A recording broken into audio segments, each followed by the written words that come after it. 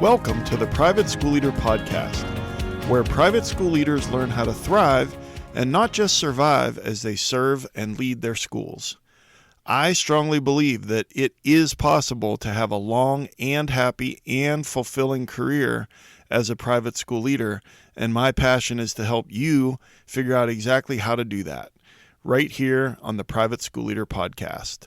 And I'm your host, Mark Minkus.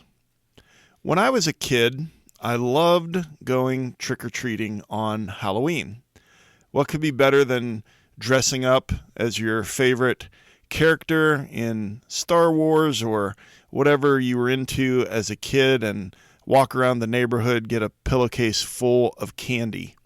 But there was only one thing that I didn't like about trick-or-treating, and that was the mask that I wore on my face. And I remember one year in particular, I was about 10 or 11 years old, and I was dressed as Darth Vader for trick-or-treat. And depending on how old you are, I know the masks have probably gotten a little better, but if you were a kid trick-or-treating in the late 70s or early 80s, they were not so great. 2 tiny little holes to breathe, couldn't really see. It was all sweaty in there, and you were constantly worried that the tiny little piece of elastic would break. And so I don't like masks.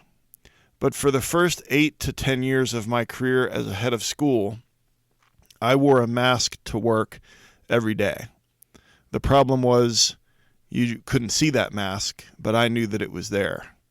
And I was terrified that someone would find out that I didn't know what I was doing, and I was hiding behind a mask of competence and confidence when I went through my day. All the while, my insides were churning because of my self-doubt and my self-talk and my belief that I was an imposter. And some recent studies reveal that over 75% of leaders across all industries have dealt with feelings of imposter syndrome at some point during their careers. And I believe this is especially true for private school leaders early in their careers, or even for experienced school leaders when they switch to a new school. On today's episode of the Private School Leader Podcast, we are going to talk about imposter syndrome. What is it? What are the warning signs? And most importantly, what are 6 strategies that you can use to overcome imposter syndrome as you lead your school? I was stuck behind that mask for 10 years, but today I'm going to help you get unstuck and come out from behind that mask of imposter syndrome. But before we jump into that, I'd like to give you a free gift to say thank you for listening to this podcast. I've created a free guide for you called 5 Strategies to Help You Work with Difficult Parents. We know working with parents is part of our job, and most of our parents are great, but some of them can be demanding and emotional and pretty difficult. And this guide will give you the tools you need to build better relationships and have better meetings with the difficult parents at your school. So go to theprivateschoolleader.com/parents to grab that guide. And thank you again for taking time out of your busy week to listen to the podcast. So grab that guide at 5. It's called 5 Strategies to Help You Work with Difficult Parents. And you can get that over at theprivateschoolleader.com/parents. So let's get into today's topic, imposter syndrome. What is imposter syndrome? Well, the Oxford Dictionary says, quote, the persistent inability to believe that one's success is deserved or has been legitimately achieved as a result of one's own efforts or skills. So there's a lot in that definition.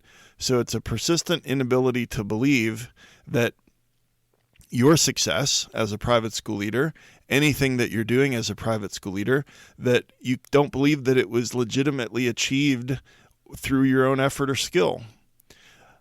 Imposter syndrome is an internal belief that you are not good enough to be doing the role that you have in your organization. It's a feeling that you will be tested at some point and you will fail to live up to expectations and you feel like a fraud you feel like an imposter and that it's only a matter of time until you are found out. So I wonder what percentage of listeners I'm speaking to right now that have experienced imposter syndrome in the past, or even worse, are experiencing it right now. And there are links to anxiety and low confidence. Imposter syndrome is more specifically linked to a feeling that others are better than you, and there's a judgment that goes along with that. Often, if you have success, you put it down as luck, or you just cheated in some way and you were able to fake people out. And then if you fail at something, then that's taken to heart as proof that you don't know what you're doing. So the successes are luck, but the wins are the wins are just put down to good luck. But when you fail, then that's proof that you don't know what you're doing.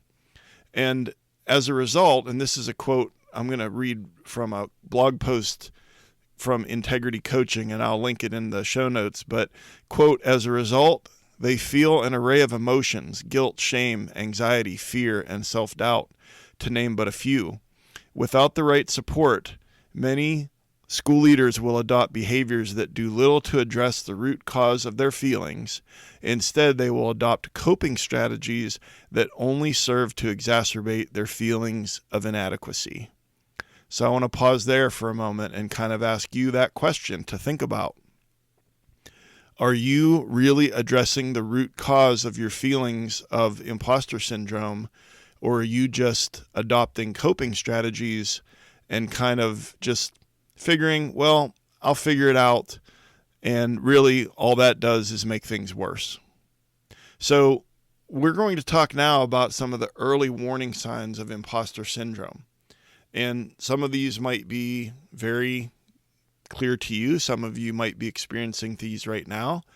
I pulled these from a blog post by Melody Wilding from melodywilding.com, and I will link that blog post in the show notes. You can always find the show notes at theprivateschoolleader.com/episode 27. So I'm just going to read these. Inability to internalize achievements and downplaying accomplishments. So that's similar to what we said a moment ago. Fear of being found out or being exposed as inexperienced or untalented. Number 3, avoidance of feedback. We don't want feedback. Someone might tell us we're not doing a good job. Number 4, a reluctance to ask for help. Number 5, turning down new opportunities. Number 6, second-guessing decisions. Number 7, overworking to the point of burnout to prove that you're enough. Number 8, failing to start or finish projects. Number 9, strong feelings of insecurity. Number 10, overthink minor situations.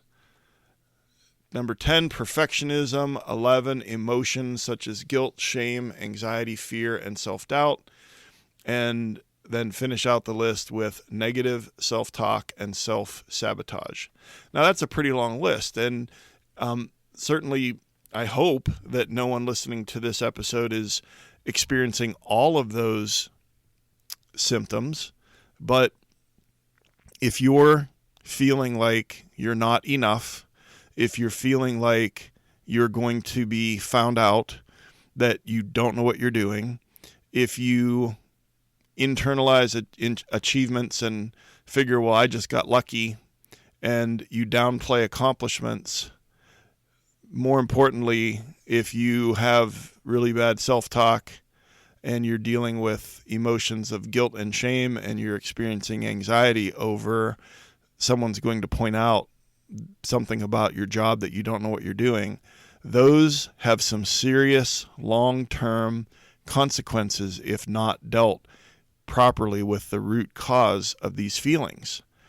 And I don't have to tell you what some of the long-term consequences are of some of these symptoms going, not dealing with them. And so that's not what we want. We're proactive on this podcast. We want to deal with strategies and we want to move forward. And so just before we get into the strategies to overcome imposter syndrome, I want to throw a couple more things out there. And one that was not mentioned in the blog post that I read, but for me, it was a really big thing early in my career, and that was ego. My ego would not allow me to in any way show that I needed help with this situation, or I would just keep taking on more and more work and more hours. I could sort of outwork my imposter syndrome. Have you ever experienced that where you feel like you can outwork the imposter syndrome that you're feeling? So ego was a big thing for me. I just couldn't handle in any way showing some sort of flaw or inferiority. And so that might be something that's in your way too. But I want to just tell you one or two more things before we jump into these strategies, because I really feel like these are things that you really need to know. I've gotten several emails from listeners of the podcast asking for an episode on imposter syndrome and talking about how they're feeling like they don't know what they're doing. And it's not just from new leaders or experienced leaders at new schools. It's from a lot of different leaders. And let's face it, during the pandemic, none of us felt like we knew what we were doing. But I just want to remind you of a few things. I said it before, over 75% of leaders experience imposter syndrome. So first of all, you are not alone. And the second thing is, it is exhausting for you to pretend to be someone that you're not. And I'll prove it to you. If you're an introvert and you spend a lot of time at a party and you're out and about and there's a lot of noise and a lot of socializing, that tires you out and it makes you exhausted. Conversely, if you're an extrovert and you're in a very quiet space, then that becomes very, very difficult. And so my point is that it's exhausting to pretend to be someone that you're not. And if you're going through your day pretending that you know what you're doing and you're walking this tightrope on a windy day, that's exhausting and it's stressful.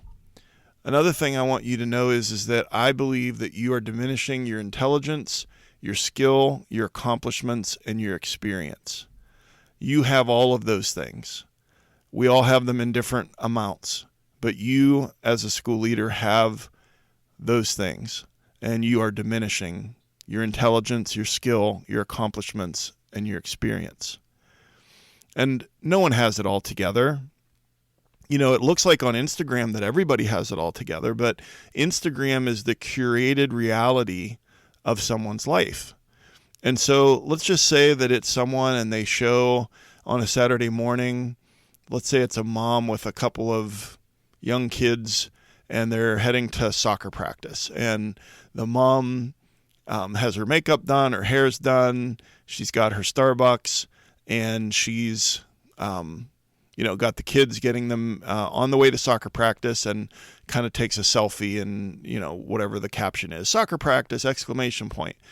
Okay, well, that photo, that doesn't show the hour that it took of chaos and just complete meltdowns for that family to get their act together, to get out to the minivan to go to soccer practice. And, I could say the same thing about, a guy that's, that he's on a boat and having a great day. He's got a beer in one hand and sunglasses on and this and that. And it's like, okay, well, that's one little moment from that person's week.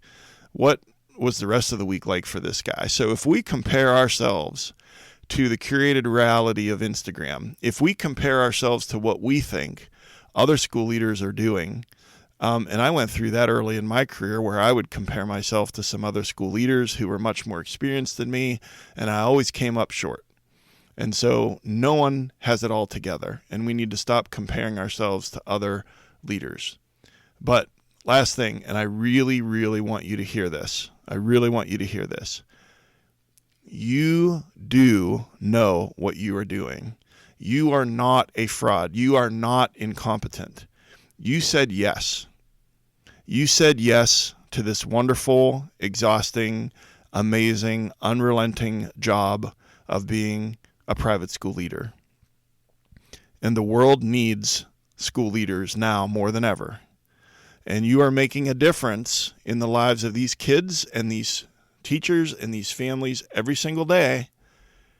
And you're very brave and you're very courageous, because it's easy. It would have been easy to walk away. This is a difficult job that we have.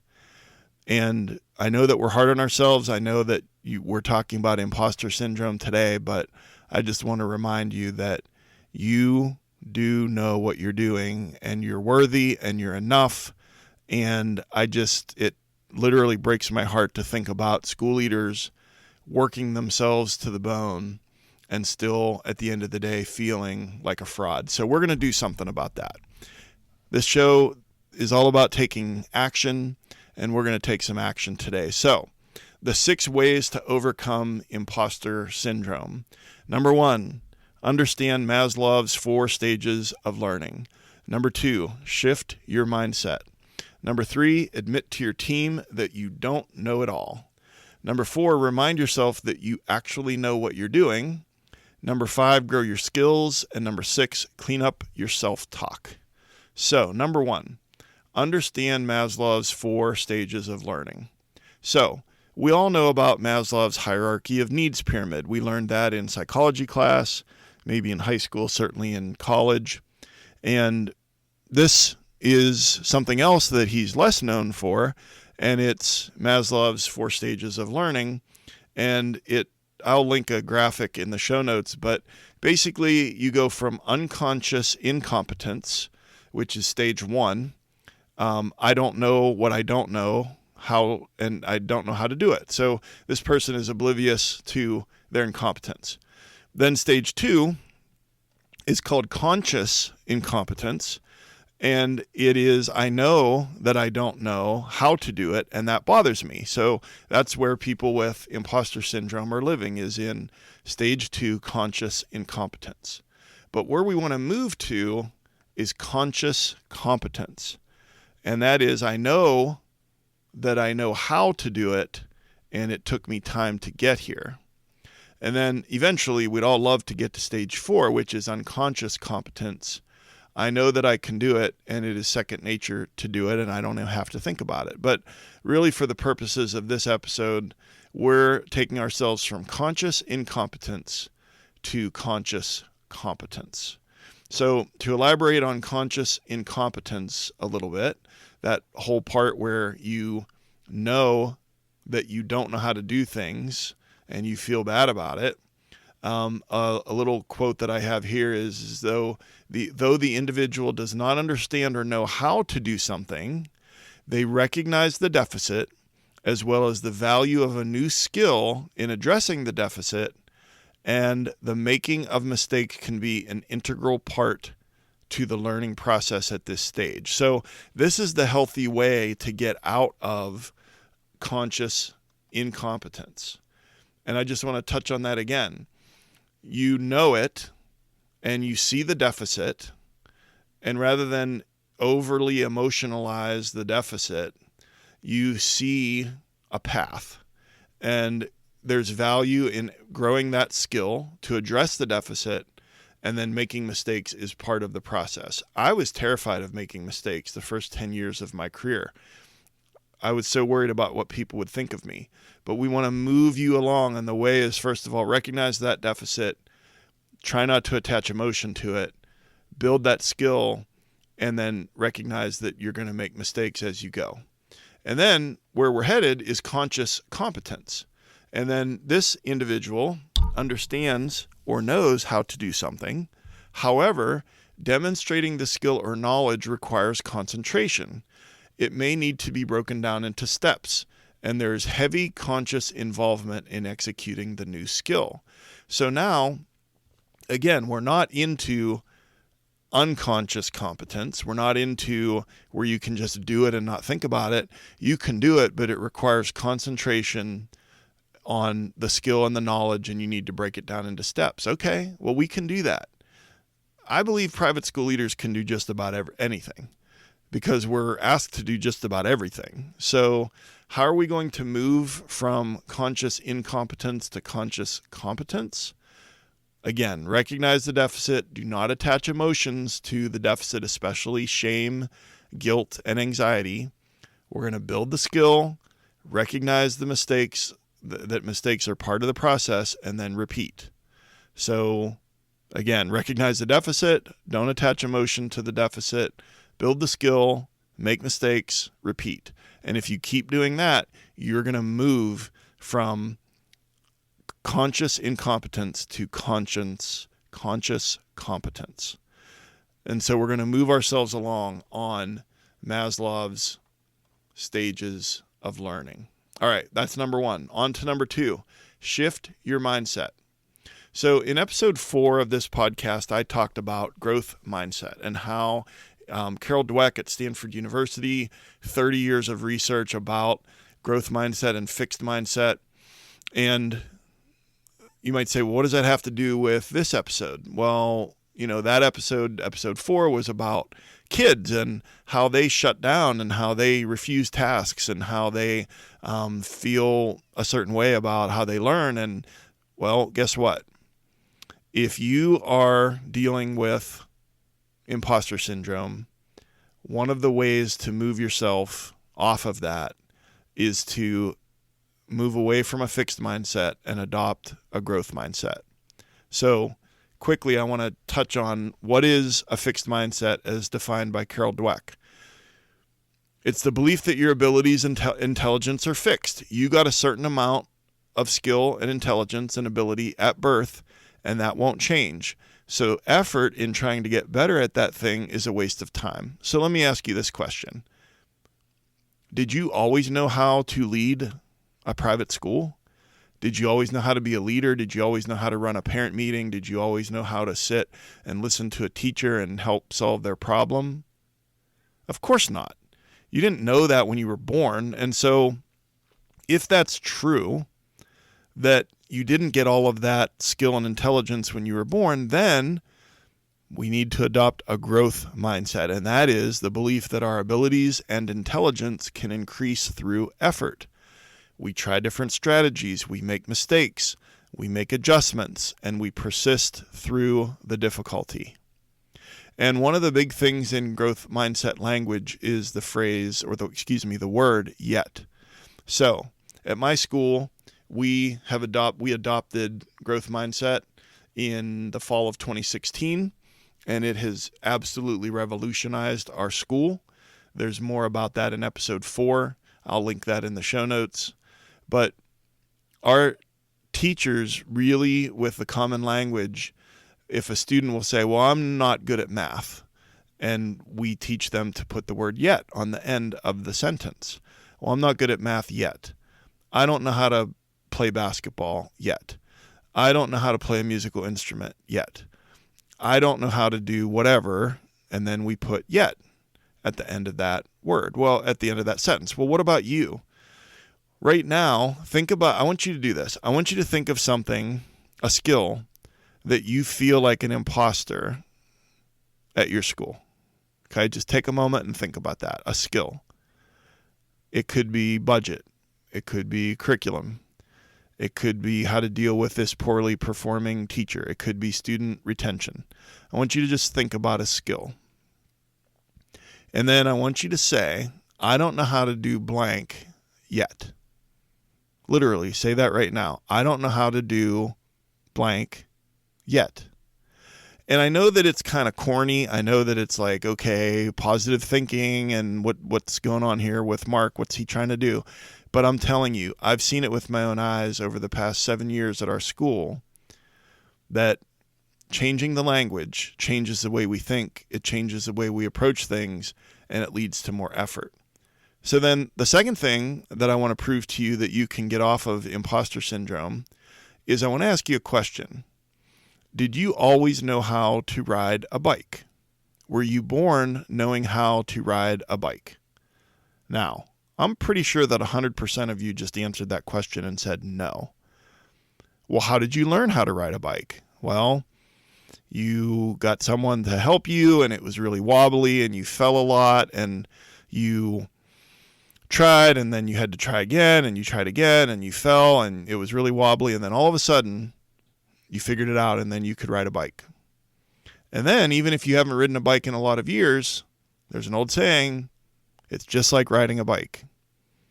And the reason that's true is because of neuroplasticity. When you were learning how to ride a bike and being wobbly and falling, you were building a new neural pathway in your brain with all of the things that had to work together, the balance and the hand-eye coordination and the moving of your feet and the pedals and all those things. It's very complex to be able to ride a bike.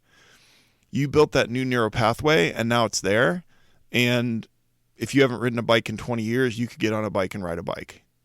So I want you to take that knowledge that you know to be true, and I want you to think about how that is so similar to what you're doing as a private school leader. Imagine a private school leader that you really look up to, or imagine one at a high-performing school.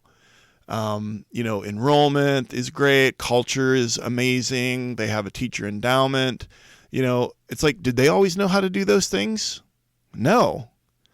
So wherever you want to go, whatever your preferred future is for your school, whatever your hopes and dreams are for your school and for yourself as a leader, you can get from point A to point B just like how you learned how to ride a bike. There's going to be mistakes. There's going to be falling down. There's going to be wobbly, bumpy ride, but you're going to keep at it and keep at it through effort and determination and persistence, and you will learn these skills and you will get better at the thing that you think you don't know how to do. All right. So we're talking about the 6 ways to overcome imposter syndrome. Number 1, know Maslow's 4 stages of learning. Number 2, change your mindset. And number 3, admit to your team that you don't know it all. There's a lot of research asking people across all industries, what are you looking for in a leader? And one of the things that's near the top of that list is authenticity. And I found a little definition from a blog post that I really liked, and it said, put simply, authenticity means you're true to your own personality, values, and spirit, regardless of the pressure that you're under to act otherwise. You're honest with yourself and with others, and you take responsibility for your mistakes. Your values, ideals, and actions align. That's what it means to be authentic. And part of the problem with imposter syndrome is that we're not being authentic. We are not being true to where we really are and what we're able to do and what we're not able to do. I don't have all the answers. I don't know how to do everything yet. I'm going to work really hard to get there and to be the leader that this team deserves. Now, why did I say those things? Because those are things that about year 10 or year 11 into my career that I actually said to my staff. I said, look, I don't have all the answers. I don't know how to do everything yet, but I promise you I'm going to work really hard to get there and to be the leader that this team deserves. And I had to set aside my ego to say that, but oh my goodness, did it reduce the pressure on myself. It helped me take off the mask. It helped me be less stressed out and anxious about being perfect all the time. I mentioned perfectionism as one of the symptoms of imposter syndrome. The other thing that I found is that it invited collaboration. I didn't want collaboration from my teachers when I was testing positive for imposter syndrome. I didn't want any feedback from my teachers. I just wanted them to perceive that I was this amazing leader, while on the inside I'm in turmoil. So again, if you can just reach for the courage and have a conversation at a meeting and just say, look, I don't have all the answers. I don't know how to do everything yet, but I'm going to work really hard to get there and to be the leader that this team deserves. I want to tell you, it's like taking a weight off your back, a backpack full of rocks, and it invites collaboration and it reduces your emotional turmoil that you're in. At least that was my experience, and I highly recommend you doing that. And what you're going to find, I think, is that your team sees you as a more authentic person because now you're being vulnerable and you're being authentic, and you're not going to work any less hard.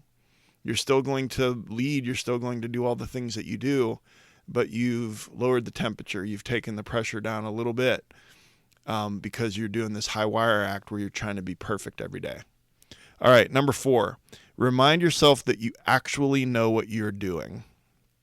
So when I am talking to a teacher or student and they're being really hard on themselves, they're beating themselves up over something that they did or whatever it might be, I will ask them, okay, is this a fact or a feeling? And what I mean by that, and I'll use a teacher example, I remember a math teacher not too many years ago, and they had been, let's say by that point in their career, maybe 12 years of experience doing a great job with teaching math. And they had parent-teacher conferences, 2 days worth. Every single one of them went well, except for one that didn't go well. And then this teacher tossed and turned and beat herself up all weekend that she didn't know what she was doing. And so I said, is it a fact or a feeling?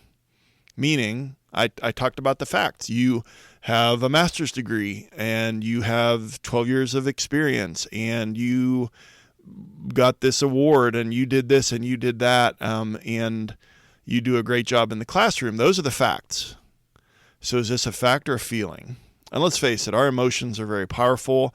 Our amygdala hijacks our place of logic and reason all the time. But I've found that to be useful is to, even with myself, ask myself, is it a fact or a feeling? So you think you're an imposter. You think you're a fraud. You think you're a fake. Was that a fact or a feeling? You have gone to school. You have some experience. You certainly have a lot of common sense, and you certainly have a tremendous work ethic, and you have a heart and a desire and a passion to do this job and serve these kids and serve these teachers. So is it a fact or a feeling? Well, here's what I've found. Remember, number 4 is named remind yourself that you actually know what you're doing. We're going to take action. And I've been doing this now for 10 years. And what I'm about to tell you, and it has really, really helped me on the days where I feel like I don't know what I'm doing. So you're going to start a Google Doc, and it's going to have 3 parts to it. At the top, it's going to say positive comments. And then partway down the Google Doc, it's going to say accomplishments. And then later on in the Google Doc, it will say professional development. Just those 3 things: positive comments, accomplishments, and professional development. And you just have that Google Doc. And then anytime that you get an email, I know that they're few and far between, but you get an email where there's a positive comment from a parent or from a teacher, thanks for helping me out with whatever.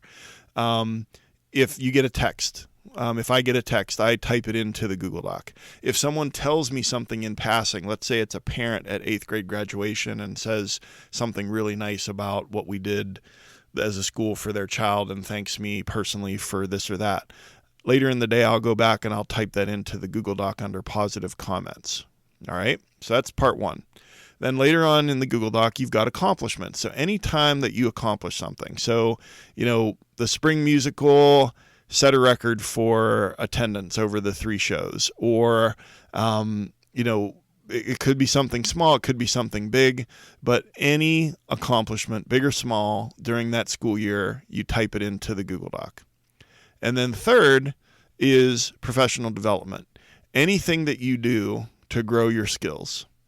So it could be listening to the podcast. It could be reading one of the guides that I've created. It could be watching a webinar through NAIS or through ACSI or Prisma or the Catholic School Leadership Organization. Or it could be reading a book. buying a leadership book or a productivity book and reading a book. Whatever it is, anything that you do to grow your skills, you're going to type that in. You're going to type that into the Google Doc. And then on the days when you feel like the biggest fraud and the biggest case of imposter syndrome, you open up the Google Doc and you read it. You read those positive comments. You read the accomplishments. You read the professional development, because here's the thing. You're not just content to sit there in misery and say, I don't know what I'm doing. You're growing your skills. And so the positive comments help. The accomplishments remind you. The professional development proves that you're growing. And I want to say I pull mine out to look at it probably at least once a month, twice a month, depending on how things are going. Sometimes it might be once a week. And here's the problem with our memories are fallible, and someone might say something really nice to you, or you get a nice email on September 14th, and now it's, let's say it's November 23rd. You've already forgotten all about that. There's way too many things going on in your life at work and your life outside of work to remember any of that stuff, and that's why you have to write it down. Because those things come and go, and you feel good in the moment. You get that little note from a kid, or you get that positive comment or a pat on the back from someone on the board, whatever it might be. You write it down, because there are going to be days where you go back and you're going to read that, and I promise you that it will remind you that you actually know what you're doing. So, the 6 strategies for overcoming imposter syndrome. Number 1, know Maslow's 4 stages of learning. Number 2, change your mindset. Number 3, admit to your team that you don't know it all. Number 4, remind yourself that you actually know what you're doing. And number 5, grow your skills. So you may be stressed and anxious when you don't have control over a situation. I know I'm like that. I know people in my life like that. And so some people won't ride a roller coaster because they don't have control over the situation. Some people really hate riding in a car. They would much rather be driving in a car.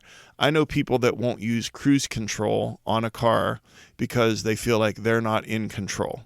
So we are usually less stressed and less anxious when we have control over a situation. And when we're not in control, we feel a lot more anxiety. Okay. Well, so then we want to manage that stress by controlling the situation, and that leads to micromanaging.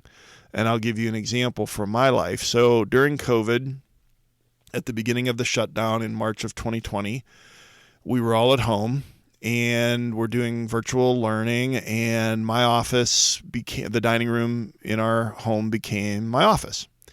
Well, I always say I have about a 30-minute commute, and I always say that my drive home at the end of the day helps me turn from a principal into a husband and a father.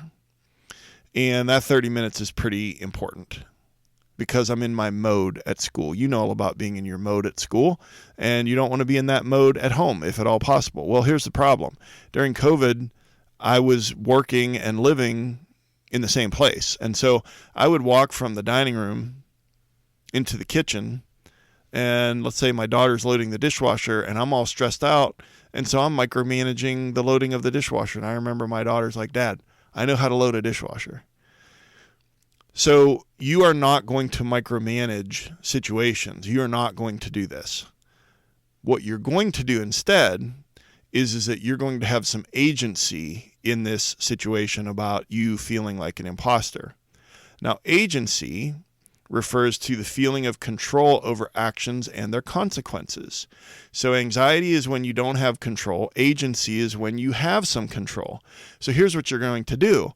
You're going to intentionally grow your skills. And I mentioned this in the last step where you're going to record these professional development things that you're going to do. So how are you going to grow your skills? You're going to read a book, attend a webinar, listen to this podcast, get a leadership coach, attend a conference. There are many, many ways for free many ways for a low cost that you can grow your skills as a private school leader. And so you are going to, instead of being all stressed out and anxious over something that you can't control, you actually have control over your ability to grow your skills. And now I hear what you're saying. You're going to say, I don't have time. I'm too busy. I don't have time to read a book. Boy, wouldn't it be nice if I had time to attend an online webinar. Okay, well, what you're really saying then is I want to stay stuck and miserable and feeling like a fraud and an imposter if you're saying that you don't have time.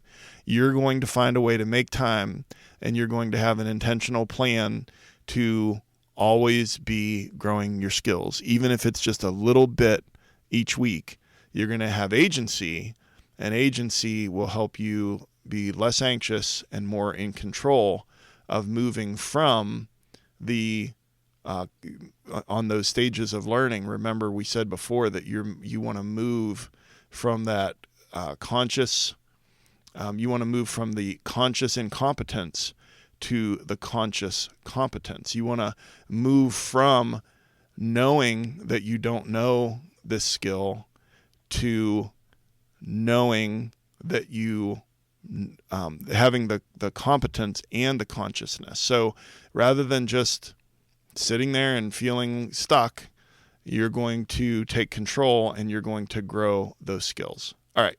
Then to wrap it up, number 6 is clean up your self-talk. So you might be saying things when you feel very much in the throes of imposter syndrome, like, why did they hire me? Did I oversell myself at the interview? What if everyone finds out that I don't know what I'm doing? What if my teachers blah, blah, blah, blah, blah? Okay, that's how we talk to ourselves. Well, I saw a quote recently, and it says, talk to yourself like you would to someone you love.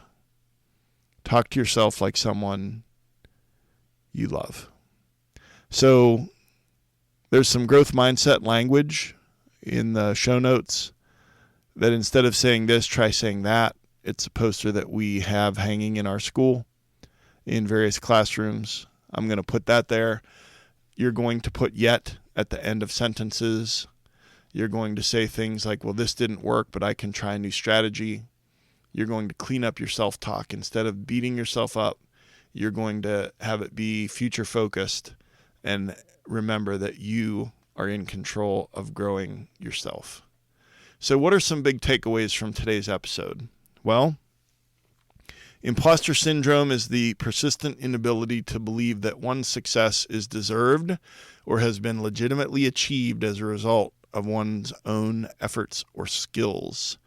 And it is an internal belief that you are not good enough to be doing the role that you have.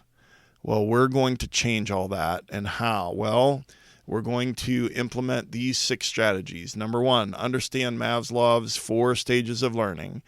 We're going to move you from conscious incompetence to conscious competence. You're going to recognize the deficit.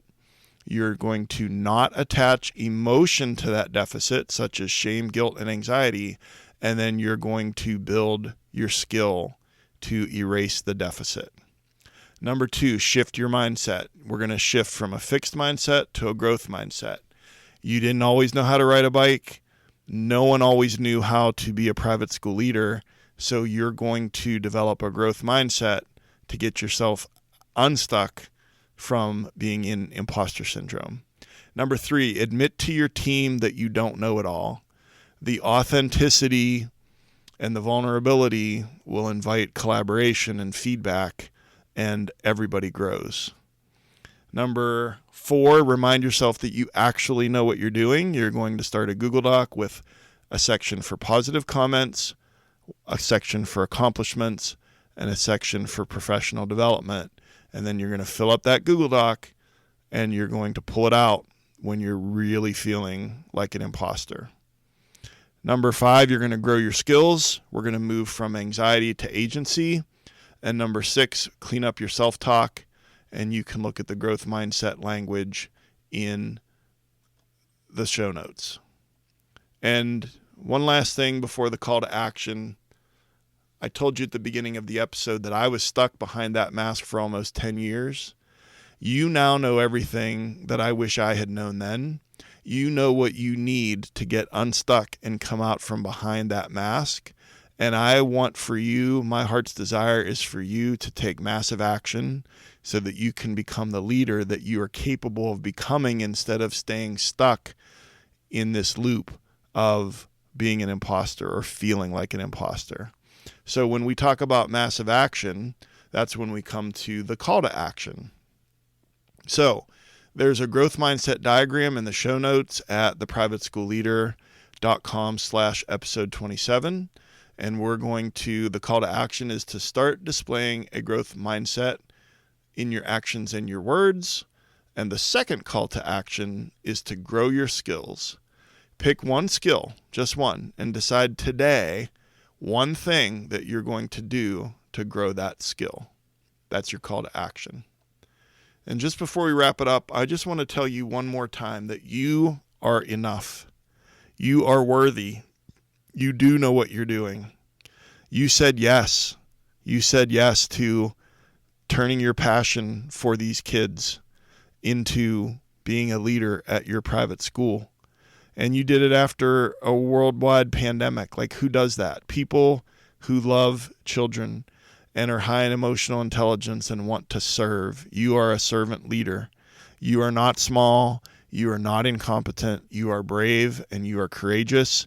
And these kids need you now more than ever. And I want you to go out there and get unstuck from imposter syndrome and grow into that leader that you are capable of becoming. So if you got value from this episode, I would super appreciate it if you would share this with one other leader at your school, or maybe someone that you see as an aspiring leader at your school. And my passion is to help you figure out how to have a long and happy and fulfilling career as a private school leader, because it is possible.